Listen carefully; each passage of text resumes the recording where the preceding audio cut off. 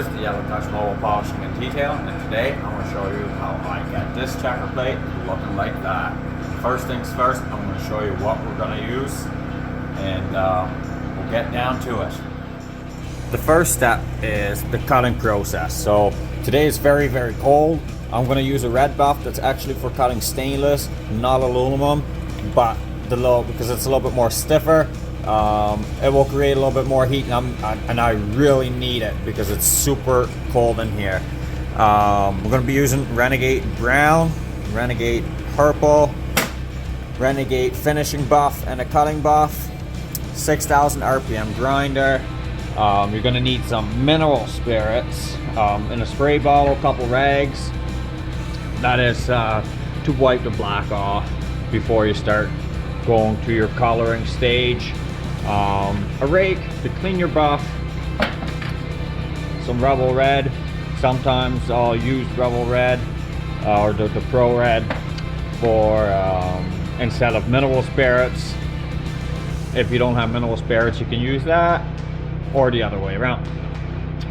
Terry towel and a good respirator. Definitely gonna need some ear protection as well. When I'm going to start cutting, you want to go with the checkers. So I'll start from the top, work my way down, applying compound as I go down as well, because to warm up that surface to really cut down a lot. And I'll hold the buff in the same direction as one line of the checkers, and I'll move down, and then I'll turn the buff the other way, and I'll go back up. And then I'll just usually go up one more time. When I'm done that little section, I'm going to spray one side down with mineral spirits to wipe it down. I'm going to wipe the other side down with some Rebel Red to take the black off, so you can see both how they work. After that, I'll be putting on a finish or a color with a cotton untreated buff, a little bit lower RPMs, and some purple. Now it's really cold in here, so I'll be using a lot more compound than what you usually use on a nice warm hot day. This checker plate's not bad. It still is giving me a hard time, and I've been polishing for 10 years.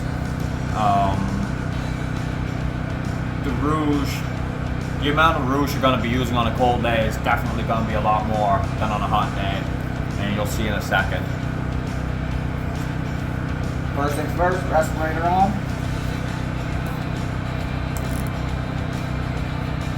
My tune's on.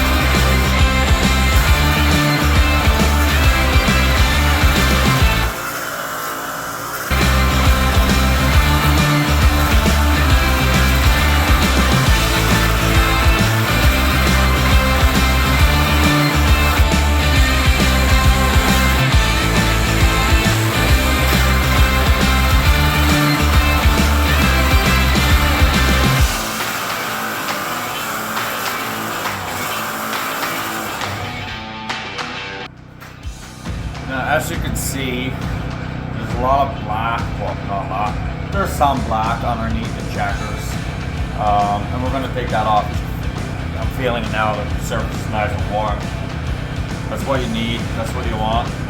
So So we'll spray half of it down with some mineral spirits. We'll take a rag, doesn't matter if it's clean or black, as long as it's no debris like sand or little rocks or overspray from your compound stuck in it. That will scratch the finish. So we'll just let that sit for a second. Wipe that off with your towel and dry it really. Make sure you got all the checkers, all the black is off. There we go. I like to let that sit, let it dry up. The reason being is it gives you a little bit of an indicator. When I'm doing a really big surface, which happens all the time, sometimes it's when you're cutting or you're colored in, you're in a finishing stage. Sometimes it's a little bit difficult to see where somebody has been, if you're causing multiple people or where they're at. It gives you like a little guide to see what you have left, where you're at basically. Now the next one, we'll take a terry towel, put a little bit of, shake it, rubble red, and then you put that red on there. Not too much, a little bit goes a long way. Pull that rag up a little bit and just move it up and down. Go a little bit with the checker. Definitely need to work a little bit more than the mineral spirits, because mineral spirits really dissolves it. This here is just helping it out to remove it. There we go.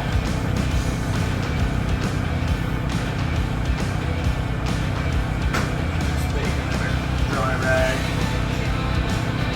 We'll just give that a quick little wipe. Don't need to go crazy. There we go. Now I'm going to be switching over to a cotton untreated buff. I'm going to be running it at about 1200 RPMs-ish. Maybe a little bit more. Gotta feel it out a little bit at these kind of temperatures. Sometimes it likes it a little faster, sometimes it likes it a little slower and a couple more passes. But I did the other side of this box already. And around 1200, that worked really nice. We're going to be using the purple. And before we apply, I'm going to rake the buff every time, like once in a while. You rake that buff. Now, because this is a small section, I'm probably only going to rake it once. But when you're doing this whole box, like you probably want to rake it like 4, 5, 6 times or something. Nice indicator is every time you apply compound, to rake that buff. Keep it nice and clean, get a good finish.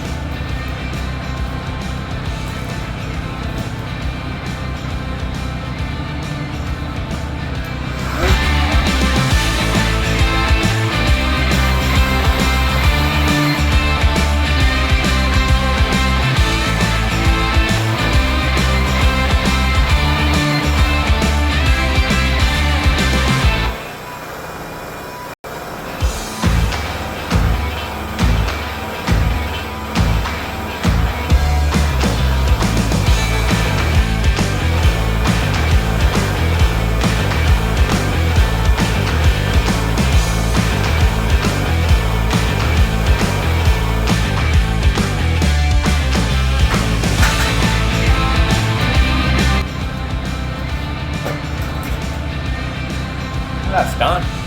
That's all that's to it. Let me show you guys. Super clear, super shiny, nice and clean compared to that.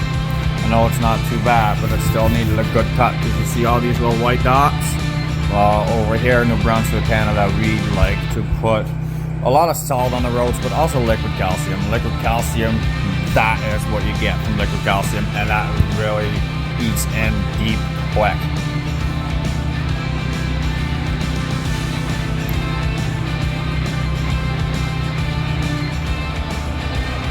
I hope I was useful in this video.